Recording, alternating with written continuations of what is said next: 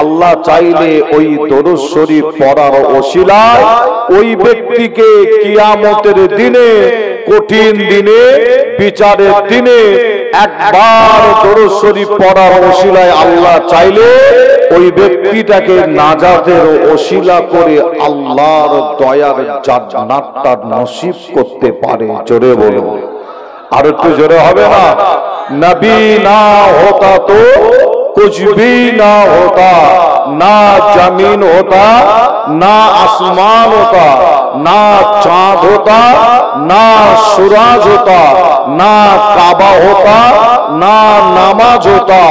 मेरे खुदा ने मेरे नबी के लिए सारा जहान को बनाया। एक बार जोरे बोलो, আরো জোরে হবে না? আজকে আমরা এখানে এতগুলো মুরব্বী চাচা, এতগুলো যুবক ভাই এসে আপনারা বসেছেন, সকলকে অনুরোধ একটু মহব্বত, ভালোবাসা, জোরে আওয়াজের সাথে একবার দরুদ শরীফ আল্লাহুম্মা সাল্লি আলা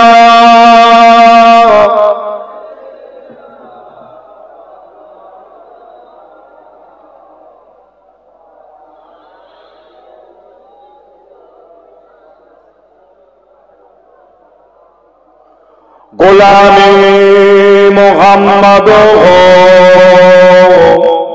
क्या डर है मुझको, गुलामी में उनकी गुजारा करूंगा। अजल से पराहों में कदमों में जुदाई न हरगिज़ गवारा करूंगा। अल्लाहुम्मा सल्ली अला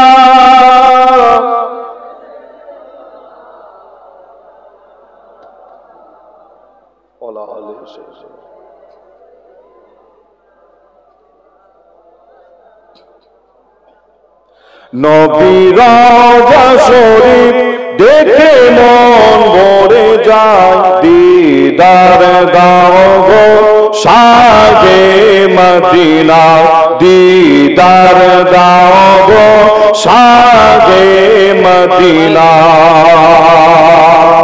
জোরে হবে না সুবহানাল্লাহ? নবী রওজা শরীফ দেখলে মন ভরে না? ভরে না? দেখলে মন ভরে? ভরে না? আপনারা কি দেখেছেন? অনেকে আল্লাহর কাবা নবী রওজা শরীফে গেছেন, এখানে বসে আছেন। আবার অনেকে আপনারা জানেন পীরের ঘরের বাচ্চা হিসাবে দোয়া চায়, আল্লাহ পাক যেন আপনাদের প্রত্যেককে একবার হলো আল্লাহর কাবা নবী রওজাতে আল্লাহ যেন আপনাদের সকলকে যাওয়ার তৌফিক দান করেন। জোরে বলুন আল্লাহুম্মা আমিন। আর একটু জোরে হবে না? নবী রওজা শরীফ দেখে মন ভরে না। অনেকে এই নাত অনেকে পড়েছেন, তারা পড়তে বা বলতে গিয়ে তারা বলেছেন নবী রওজা শরীফ দেখে মন ভরে না, দিদার দাও গো শাহে মদিনা। কিন্তু আমি আসিম বিল্লাহ গজল শিল্পীও নয়, আমি এই নাতটা আমি একটু অন্যরকম ভাবে বলি। তার কারণ নবী রওজা শরীফ দেখলে অটোমেটিক মন ভরে যায়। আপনি যত বড়ই গুনাহগার হন না কেন, আপনার দিল অন্তর যতই পাষাণ হোক না কেন, আপনার চোখ দিয়ে পানি বার হয় না কোরআন হাদিসের কথা শোনার পরে, জান্নাত জাহান্নামের কথা শোনার পরে, আযাবের কথা শোনার পরে, কবরের কথা শোনার পরে। এমনও ব্যক্তি আছেন অনেকের চোখ দিয়ে পানি বার হয় না, অনেকের দিল অন্তর পাষাণ, গুনাহ করে করে এমনও ব্যক্তি আছে দিল অন্তর পাষাণ পড়ে যায়। তবে আমি আপনাদের জানাই, আল্লাহ পাক আমার আপনার নবী রওজাকে আল্লাহ এত নিয়ামত করেছে, যখনই আপনি মদিনা শরীফে যখন যাবে আল্লাহ রসুলের রওজা শরীফে যখনই জিয়ারত করতে যাবেন, দূর থেকে আমার আপনার নবী রওজা শরীফের সবুজ গম্বুজটা দেখার সাথে সাথে আপনি যত বড়ই গুনাহগার হন না কেন, আপনার চোখ দিয়ে খুশিতে আনন্দেতে পানি গড়াতে লাগে। জোরে বলো, আরো জোরে হবে না? আর একটু জোরে হবে না?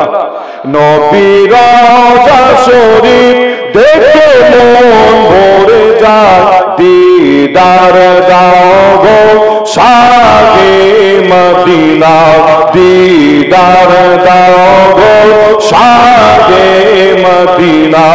নবীর রওজা শরীফ দেখে মন ভরে যায়, দিদার দাও গো শাহে মদিনা, দিদার দাও গো শাহে মদিনা। আরো সেরি মেরে মারতে যে আল্লাহ, কত সাত তোমার মোরে কামলিওয়ালা। জোরে হবে না সুবহানাল্লাহ? আর একটু জোরে হবে না? আরো সেরি মেরে মারতে যে আল্লাহ, কত সাত তোমার মোরে কামলিওয়ালা। ও গো মদিনাওয়ালা, ও গো মদিনাওয়ালা, করো মেহেরবান, দিদার দাও গো শাহে মদিনা, দিদার দাও গো শাহে মদিনা। নবীর রওজা শরীফ দেখে মরে যায়, দিদার দাও গো শাহে মদিনা, দিদার দাও গো শাহে মদিনা। আল্লাহুম্মা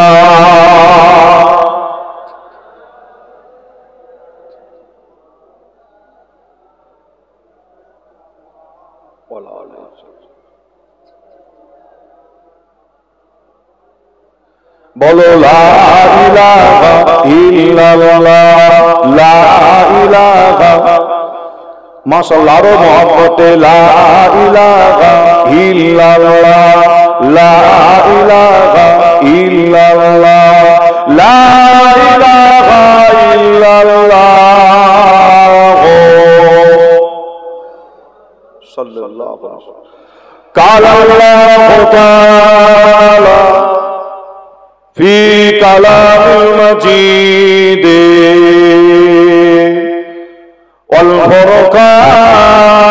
والفرقان الحميد،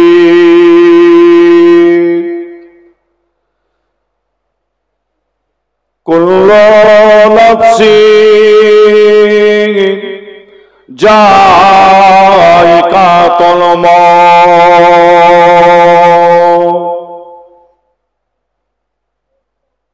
प्यारे हाजिर मजलिस,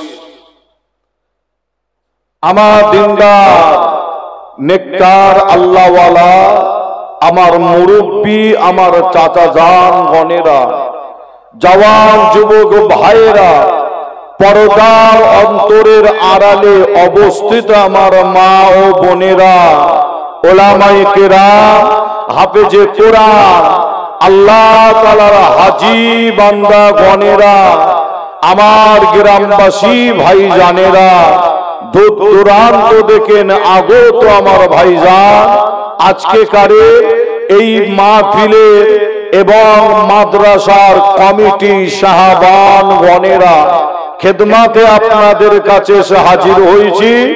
সেই ভোরভোরা দরবার শরীফ থেকে আমি গুনাহগার, আপনাদেরই পীরের ঘরের বাচ্চা হিসাবে আমি গুনাহগার আসিম বিল্লাহ সিদ্দিকী, আপনাদেরই ছোট ভাই, ছোট ছেলে হিসাবে আজ আপনাদের এই গ্রামে, আপনাদের পাড়ায়, আপনাদের এলাকায়, আপনাদের মাহফিলে এসে সর্বপ্রথমে আলোচনা শুরু করার আগে আল্লাহর কোরআন শরীফ থেকে একটা ছোট্ট আয়াত আপনাদের কাছে বলেছি, আপনাদের কাছে রেখেছি, আপনাদের কাছে পেশ করেছি।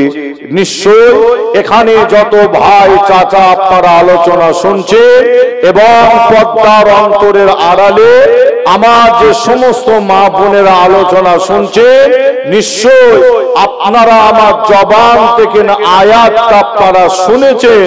যদি কোনো ভাই, যদি কোনো চাচা বা যদি কোনো মা বোন বলে আয়াতটা আমি শুনিনি, আর একবার বলেন আমি শুনতে চাই, তবে কোরআন শরীফের আয়াত একবার নয় বহুবার বলা যেতে পারে।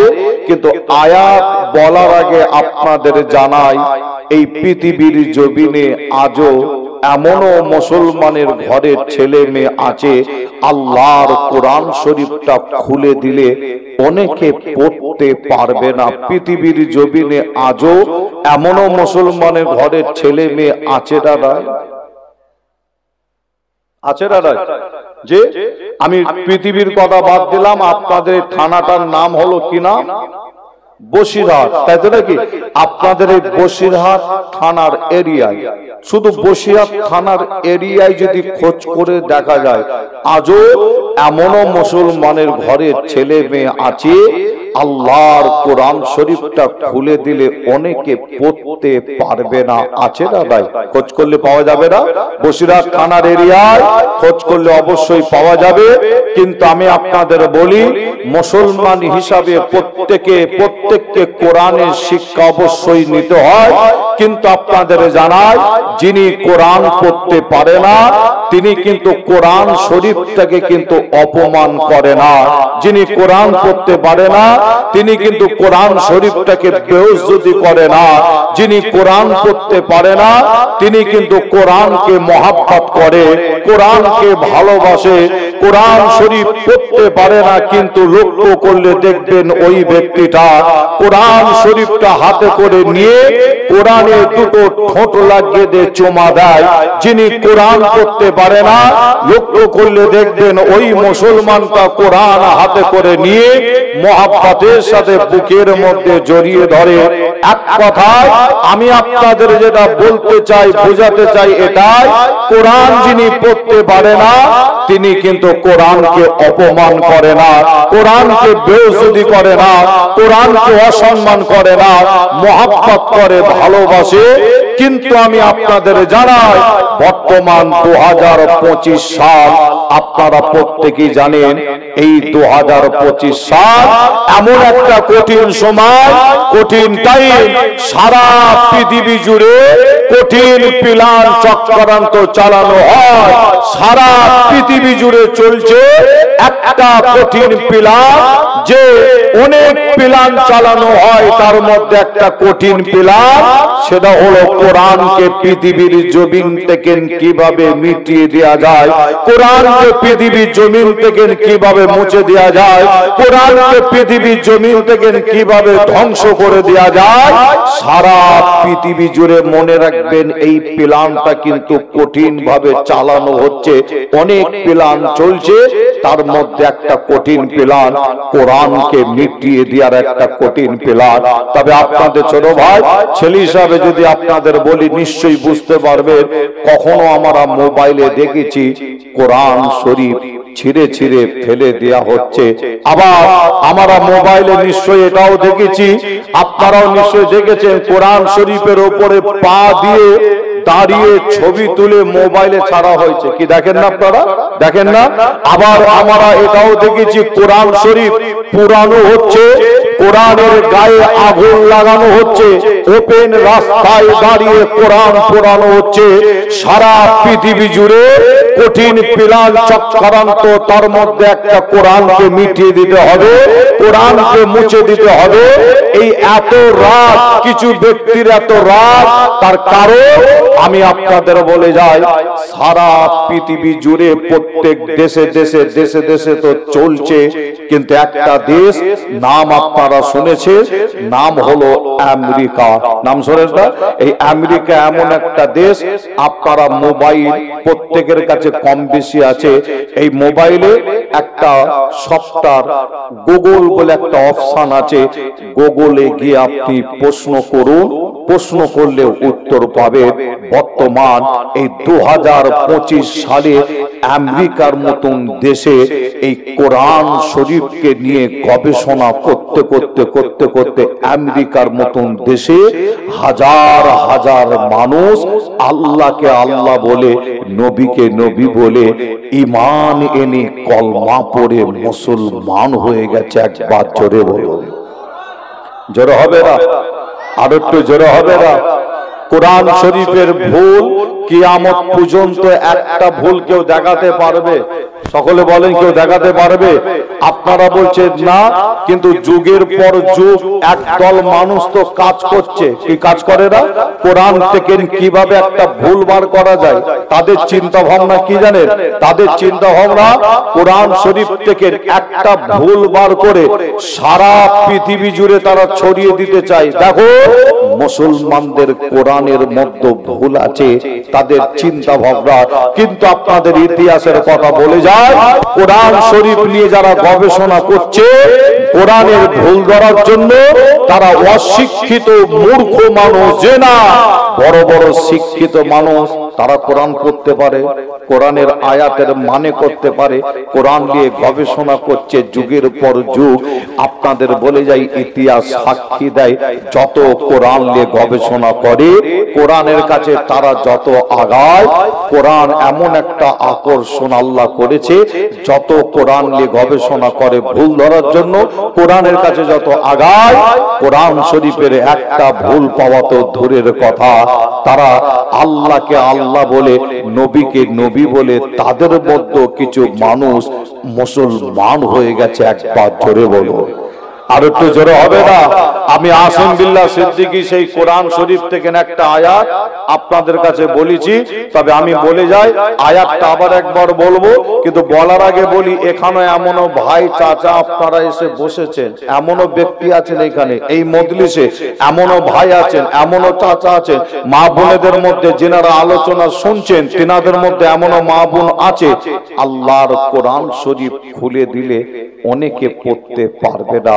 এই মজলিসও আপনাদের মধ্যে থাকতে পারে, কিন্তু আমি বলি, কোরআন যিনি পড়তে পারে না, আমি এমন একটা আয়াত বলেছি, এই আয়াতটার বাংলা মানে মতলব কি তিনিও করে দিতে পারে। অর্থাৎ তার মানে হলো, কোরআন যে পড়তে পারে না, আমি এমন একটা আয়াত বলেছি, তিনি কিন্তু এই আয়াতটার মানে করে দিতে পারে। কেন? আপনারা প্রায় টাইমে আয়াতটা শুনে থাকে হাফেজ সাহেবদের মুখ থেকে, ইমাম সাহেবদের মুখ থেকে, মাওলানা সাহেবদের মুখ থেকে প্রায় সময় শুনে থাকে। খুবই সহজ, আপনাদের কাছে আবার আয়াতটা আরেকবার বলি, কোরআন শরীফ খুললে আপনারা পাবেন, কুল্লু নাফসিন যায়িকাতুল মউত। এই আয়াতটার বাংলা মানে মতলব প্রত্যেকেই বলে দিতে পারেন। আয়াতটার বাংলা মানে মতলব হলো, প্রত্যেক নাফসের মৃত্যুর স্বাদ একদিন না একদিন চাখতে, বলুন সকলে, চাখতে হবে। তাই তো নাকি? প্রত্যেকের মত একদিন না একদিন হবেই হবে। তবে আমি আপনাদের ছোট ভাই ছেলে হিসাবে আলোচনা শুরু করার আগে একটু জানতে চাই, কোরআন বলছে প্রত্যেকের মত একদিন না একদিন হবেই হবে, কিন্তু এই মত থেকে যদি কোনো ব্যক্তি বাঁচার যদি চেষ্টা করে, ওই ব্যক্তি বাঁচতে পারবে বলে মনে হয়? বাঁচতে পারবে বলে মনে হয়? বাঁচতে পারবে? আপনার একটুখানি বলে, ওই ব্যক্তি বাঁচতে পারবে? ধরেন আপনার এই গ্রাম থেকে না আপনার পাড়া থেকে যদি কোনো ব্যক্তি কিয়ামত পর্যন্ত যদি বাঁচার চেষ্টা করে, ওই ব্যক্তি বাঁচতে পারবে কি? পারবে না। তাই তো নাকি? আপনারা বলছেন না, আর আমি আসিম বিল্লাহ সিদ্দিকী বলি না। কিন্তু আপনাদের বলে যাই, আকাশের ওপর দিয়ে উড়ে যায়, বোঝানোর জন্য একটু আপনাদের উদাহরণ দিয়ে একটু বোঝাচ্ছি যাতে বুঝতে সুবিধা হয়। আকাশের ওপর দিয়ে প্লেন উড়ে যায়, দেখেছেন আপনারা? দেখেন, প্লেনও আপনারা চেপেছেন অনেকে, বা অনেকে চাপেন, কিন্তু দেখেছেন প্লেন উড়ে যায়। আচ্ছা, এই প্লেনের ভেতরে মানুষ থাকে কতজন? কোন প্লেনে 50 জন, তাই তো নাকি? আবার কোন প্লেনে 100 জন, কোন প্লেনে 150 জন মানুষ থাকে। তাহলে 100-150টা মানুষকে নিয়ে প্লেনটা আকাশের ওপর দিয়ে উড়ে যাচ্ছে, কিভাবে? চিন্তা করলে অবাক, তাই তো নাকি? কিন্তু ওই প্লেনটা আবিষ্কার করেছে কে? প্লেন আবিষ্কার করেছে কে? প্লেন আবিষ্কার করেছে তাদের বলা হয় কি? তাদের বলা হয় বৈজ্ঞানিক। কি বলা হয়? বৈজ্ঞানিক। ট্রেন আপনারা প্রত্যেকেই চেপেছেন, ট্রেন আবিষ্কার করেছে কে? তাদেরও বলা হয় বৈজ্ঞানিক। আপনার বৈজ্ঞানিক কি কি আবিষ্কার করেছে একটা একটা করে যদি নাম আমি বলি সারা রাত কেটে যাবে। শুধু নাম বলবো, বৈজ্ঞানিক এই আবিষ্কার করেছে, এটা আবিষ্কার করেছে, একটা একটা করে নাম বললে সারা রাত কেটে যাবে, নাম বলে শেষ করা যাবে না। কিন্তু আপনারা সকলে বলে বৈজ্ঞানিকের মাথায় বুদ্ধি দিলেন কে? জোরে বলুন আল্লাহ। তাই তো নাকি? সেই বৈজ্ঞানিকের মধ্যে কিছু বৈজ্ঞানিক তারা বর্তমান সময় একটা চেষ্টা চালাচ্ছে। কি চেষ্টা? মানুষকে মওত থেকে চিরকাল কিভাবে বাঁচানো যায় তারা আবিষ্কার করতে চাইছে। মানুষকে মওত থেকে চিরকাল কিভাবে বাঁচানো যায়। আপনারা বলুন, বৈজ্ঞানিক যদি চেষ্টা করে একটা মানুষকে বৈজ্ঞানিক চিরকাল বাঁচাতে পারবে বলে মনে হয়? পারবে কি? আপনারা বলছেন না, আর আমি আসিম বিল্লাহ বলি না। কিন্তু সেই কোরআনের কাছে যদি আগিয়ে যাই, কোন কোরআন? আমরা একটু আগে বলেছি একটা ভুল কেউ দেখাতে পারবে না। কোরআন কি উত্তর দিচ্ছে দেখেন, একটা মানুষকে বৈজ্ঞানিক চিরকাল বাঁচাতে পারবে কিনা? আল্লাহর কোরআন বলছে আইনামা তাকুনু ইদরুকুল মউত ওয়ালাউ কুনতুম ফি বুরুজিন মুসাইয়্যিদা। এই কোরআন শরীফের আয়াতটার বাংলা মানে মতলব হলো এই মওত থেকে বাঁচার জন্য আমি আপনি পৃথিবীর যে কোনো কোনায় আমি আপনি চলে যাই না কেন, আল্লাহর কোরআন বলছে ওই মওত আমার আপনার সাথে গিয়ে ওই জায়গায় একদিন দেখা করবে। অর্থাৎ এই গ্রামের কোনো ভাই, এই গ্রামের কোনো চাচা, এই গ্রামের কোনো মা বোন মওত থেকে বাঁচার জন্য, যে সারা জীবন বাঁচার জন্য যদি আপনি আমেরিকার বুকে, অস্ট্রেলিয়ার বুকে, ইংল্যান্ডের বুকে, জাপানের বুকে, তুরস্কর বুকে, পাকিস্তানের বুকে, পৃথিবীর যে কোনো কোনায় যান না কেন, আল্লাহর কোরআন বলে দিচ্ছে কিন্তু ওই মওত কিন্তু আপনার আমার সাথে গিয়ে একদিন ওখানে গিয়ে দেখা করবে। আর দেখা করা মানে, দেখা করা মানে কি? দেখা করা মানে মওত হবে। তাই তো নাকি? যে দেখা করা মানে মওত হবে। তাহলে মওত আমার আপনার প্রত্যেকের যখন হবে, মৃত্যু যখন হবে, দুনিয়া থেকে যখন ছাড়তে হবে, দুনিয়া ছেড়ে যখন বিদায় নিতে হবে, তাই আমি আসিম বিল্লাহ সিদ্দিকী বলি, আপনাদের এলাকায়, আপনাদের এই গ্রামে আমি মনে হয় নতুন জলসায় এলাম। তাই তো নাকি? এর আগে মনে হয় আমার আশা হয়নি। তবে আপনাদের এতটুকুন বলে যাই, আমি জানি না আপনারা কি কাজ কারবার করেন, তবে যত সম্ভব মনে হয় বসিরহাট এলাকার মানুষ মানে বেশি মাছের কারবারে একটু বেশি যুক্ত। তাই তো নাকি? হ্যাঁ, ও ইট ভাটাই দিকে আবার বসিরহাট মানে মাছেরও তো ব্যাপার থাকে, থাকে না? মাছেরও একটা ব্যাপার থাকে। বসিরহাট আবার কিছু জায়গায় আমার ভাইরা চাচারা মাছের একটা ভালো আপনার ব্যবসা করেন, আল্লাহ বরকত দিক। কিন্তু আপনারা ইটের ব্যবসাটা একটু করেন। তাই তো নাকি? আল্লাহ করে অনেকে চাষবাস করেন, অনেকে ইটের কাজ করেন, মাছের কাজ করেন, আবার কেউ দোকান চালান, কেউ কারবার করেন, কেউ ব্যবসা করেন। মা বোনেরা আপনারা সংসারের কাজ করেন, যাই করেন না কারো, আমি আপনাদের পীরের ঘরের বাচ্চা আপনাদের কাছে এসেছি এতটুকুন বলে যাই। আল্লাহ রসুলের একটা হাদিস বলে যাই, যাই করেন আমার নবীর এই হাদিসটা একটু যদি মেনে চলতে পারে, মনে রাখতে পারে, হাদিসটা অনেক বড় যে না, ছোট্ট একটা হাদিস। যদি আমি আপনি কাজ কারবার করার সময়, আমি আপনি দোকান চালানোর সময় যাই করি না কেন, আল্লাহ রসুলের হাদিসটা যদি মেনে চলতে পারি, মনে রাখতে পারি, ইনশাআল্লাহ আমার আল্লাহ আপনাকে আমাকে কিয়ামতের দিনে একটা নাজাত করে আল্লাহর দয়ার জান্নাতটা নসিব করে দেবে। জোরে বলো, জোরে হবে না? আর একটু জোরে হবে না? মুসলমানের ঘরে ছেলে মেয়েরা, বারা তরুণেরা, আয়ামা নওজওয়ান যুবকেরা, পরদার অন্তরালে মা বোনেরা, এ আমার নবী প্রেমিকেরা, আমি আসিম বিল্লাহ আপনাদের ছোট ভাই, ছোট ছেলে হিসাবে আপনাদের জানিয়ে দেয়, এখানে আমার অনেক মুরব্বী চাচা এসে বসেছে, আমার অনেক জওয়ান যুবক ভাইরা এসে বসেছে, আমার মা বোনেরা আলোচনা শুনছে, তাই আপনাদের জানিয়ে দেয়, আল্লাহ নবী হাদিস শরীফের মধ্যে জানালে, আমার আপনার নবী হাদিস শরীফের মধ্যে বললে, বাদিরু বিল আমাল কাবলা আন তামুত, আল্লাহ রাসূল বললেন বাদিরু বিল আমাল কাবলা আন তামুত। এই হাদিসটার মানে হলো, আমার আপনার নবী জানিয়ে দিল, তোমাদের মৃত্যু আসার আগে, তোমাদের মওত হওয়ার আগে, তোমাদের মৃত্যু হওয়ার আগে, তোমাদের মৃত্যু হওয়ার আগে যত তাড়াতাড়ি পারো ভালো কাজ গুলো তাড়াতাড়ি তাড়াতাড়ি করে করে নাও। প্রেমিকেরা, ভালো কাজ বলতে কাকে বলা হয়? নামাজ পড়া ভালো, রোজা রাখা ভালো, দান খায়রাত করা ভালো, জিকির আজকার করা ভালো। আজ আপনারা এই মাহফিলে এসে বসেছে, মনে রাখবে এটাও হলো একটা ভালো ভালো ভালো কাজ। প্রেমিকেরা, আল্লাহ রাসূল হাদিস শরীফের মধ্যে জানান, ভালো কাজগুলো তাড়াতাড়ি করে করে নাও। এই ভালো কাজ তাড়াতাড়ি করার কারণ হলো কি জানে? ভালো কাজ তাড়াতাড়ি করার কথা বলা হলো, তার কারণ কি জানে? তার কারণ হলো এটা, আমার আপনার মৃত্যুর সময়, মৃত্যুর টাইম যখন হয়ে যাবে, আর আপনাকে আমাকে ভালো কাজ করতে দেওয়া হবে না, আর সুযোগ দেওয়া হবে না।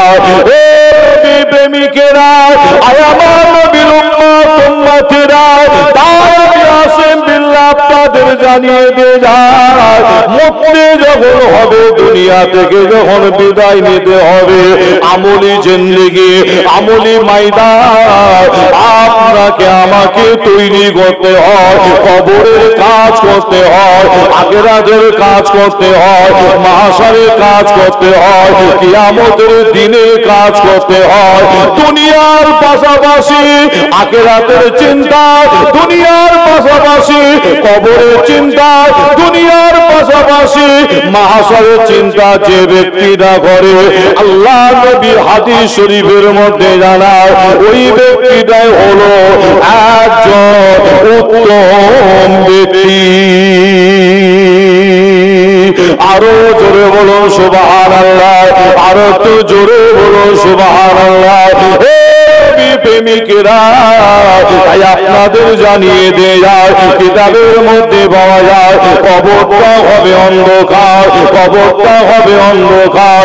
যখন কোন গুনাহগার বান্দা বান্দি আল্লাহ তাকে যখন সাড়া দেয়, ওই গুনাহগার বান্দা বান্দিকে আমরা গোসল দিয়ে কাফন পরাই, খাটিয়ার উপরে তুলি, ওই খাটিয়া কাঁধে করে নিয়ে কবরস্থানে নিয়ে যায়। জানাজার নামাজের পরে কবরস্থানে নিয়ে গিয়ে ওই ব্যক্তিটাকে কবরে শুইয়ে দিয়ে মাটি দিয়ে যে যার বাড়ির দিকে চলে আসি। প্রেমিকেরা, ওই গুনাহগার বান্দা বান্দির কবরটা এত অন্ধকার হবে, ওই গুনাহগার বান্দা বান্দিটা কবরে থাকতে পারবে না, ভয় পেয়ে যাবে, কঠিন অন্ধকার হবে। কিতাবের মধ্যে পাওয়া যায়, যখন কোন নেককার বান্দা বান্দি, যখন কোন ভালো ব্যক্তি আল্লাহ তাকে যখন সাড়া দেয়, এই নেককার বান্দা বান্দিকে আমরা কবরে নিয়ে গিয়ে যখন শুইয়ে দিই, তার কবরের উপরে মাটি দিয়ে যে যায়, বাড়ির দিকে যখন ফিরে চলে যায়, ওই নেককার বান্দা বান্দি কবরটাও হবে অন্ধকার। কিন্তু আমার আল্লাহ ওই নেককার বান্দা বান্দি অন্ধকার কবর আল্লাহ আসমান থেকে একটা নূরের প্রকাশ পাঠিয়ে দেয়। জোরে হবে না সুবহানাল্লাহ। গুনাহগার ব্যক্তি যখন মারা যায়, তাকে আমরা গোসল দেওয়া হয় না? কাফনও পরাই, খাটিয়ার উপরে তুলি, জানাজার ময়দানে নিয়ে যাই, জানাজার নামাজ হয়, কবরে নিয়ে গিয়ে শুইয়ে তার কবরে মাটি দিয়ে যে যার বাড়িতে চলে আসি। কিন্তু গুনাহগার বান্দাবান্দির কবরটা এত অন্ধকার, কিতাবের মধ্যে পাওয়া যায় ওই গুনাহগার বান্দাবান্দি অন্ধকার দেখে ভয় পেয়ে যায়, থাকতে পারে না। কঠিন অন্ধকার, যে আমার আল্লাহ নেককার বান্দাবান্দি অর্থাৎ ভালো ব্যক্তি যখন দুনিয়া থেকে বিদায় নেয়, ওই নেককার বান্দাবান্দির কবরটাও হবে অন্ধকার, কিন্তু আমার আল্লাহ ওই নেককার বান্দাবান্দির কবরে আল্লাহ আসমান থেকে একটা নূরের ফোকাস পাঠিয়ে দেয়, পৃথিবীর কোন ব্যক্তি দেখতে পায় না সেই নূরের ফোকাস ওই নেককার বান্দাবান্দির অন্ধকার কবরে এসে নূরের ফোকাসটা এসে নেককার বান্দাবান্দির অন্ধকার কবরটাকে নূর আলা নূর করে দেয়। জোরে বলো, আরো জোরে হবে না? আপনি তখন কবরে শুয়ে নিজে প্রশ্ন করবেন ওই নূরের ফোকাসকে। কি প্রশ্ন? আপনি নিজে একটা প্রশ্ন করবেন, আমার অন্ধকার কবরে তো কেউ ছিল না, কে তুমি? আল্লাহু আকবার। নূরের ফোকাসের জবানকে আল্লাহ খুলে দেবে। কিতাবের মধ্যে পাওয়া যাচ্ছে ওই নূরের ফোকাস পরিষ্কার আওয়াজে আপনাকে উত্তর দেবে। কি উত্তর? আপনি কবরে শুয়ে প্রশ্ন করবে আর নূরের ফোকাস আপনাকে উত্তর দেবে যে দুনিয়ার জমিনে তুমি নামাজ পড়েছিলে, দুনিয়ার জমিনে তুমি রোজা রেখেছিলে, দুনিয়ার জমিনে তুমি দান খায়রাত করেছিলে, দুনিয়ার জমিনে তুমি জিকির আজকার করেছিলে, দুনিয়ার জমিনে তুমি ভালো কাজে ভালো জায়গায় গিয়ে বসেছিলে, আমি হলাম সেই আমল। আল্লাহ আমাকে তোমার সাথে এই কবরে কিয়ামত পর্যন্ত সঙ্গী করে দিয়েছে। জোরে হবে না? আর একটু জোরে হবে না? যে কবরের সঙ্গী হবে আমার আপনার, একমাত্র আমার আপনার সঙ্গী হবে কবরে ঘর বাড়ি টাকা পয়সা ইট ভাটা, তাই তো নাকি? কবরের সঙ্গী হবে কে বলুন সকলে? আমার আপনার কবরের সঙ্গী হবে একমাত্র আমল, তাই তো নাকি? আপনারা শুনেছেন ওলামা হযরতদের জবান থেকে, আবারও আপনারা শুনছেন। দেখেন ওই নূরের ফোকাস বলছে কি, আমি হলাম সেই আমল, আল্লাহ আমাকে তোমার সাথে এই কবরে কিয়ামত পর্যন্ত সঙ্গী করে দিয়েছে। জোরে হবে না? আর একটু জোরে হবে না? মুসলমানের ঘরে ছেলে মেয়েরা, বাড়া তরুণেরা, আমার নওজওয়ান যুবকেরা, বড় দারণ তোরালে মা বোনেরা, নবী প্রেমিকেরা, তাই আপনাদের জানিয়ে দেয়া আমলি জিন্দেগি আমলি ময়দান যারা তৈরি করেছিল তাদের দেখে আপনাকে আমাকে শিক্ষা নিতে হয়। আমলি জিন্দেগি আমলি ময়দান তৈরি করেছিল